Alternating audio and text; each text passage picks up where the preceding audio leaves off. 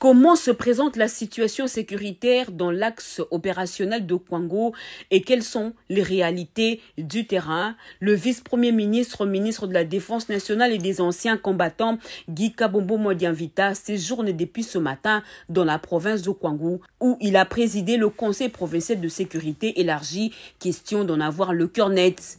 Bien avant ce conseil, le vice-premier ministre, ministre de la Défense nationale, a pris part au briefing organisé par la 11e région militaire, zone de défense.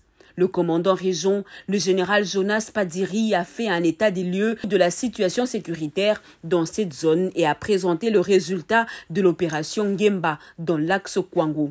Accompagné d'une forte délégation des hauts officiers militaires, du commandant région de la 11e zone de défense et de monsieur le gouverneur de Kwango, le vice-premier ministre, ministre de la Défense nationale, a été accueilli par une foule en liesse, lui témoignant leur encouragement et soutien pour l'éradication définitive de cette milice Mobondo, tout en plaidant pour le retour définitif de la paix dans cette zone. Dernier verrou sécuritaire pour accéder à la ville-province de Kinshasa. Nous avons ici quelques foyers d'insécurité, notamment dans les territoires de Kenge et Popo Kabaka, mais aussi le Kwango partage plus de 1200 km de frontières avec l'Angola.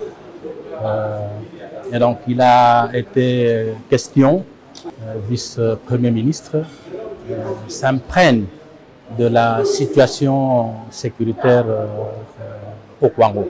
Et c'est ce que nous venons de lui expliquer au cours de cette réunion du comité provincial de sécurité.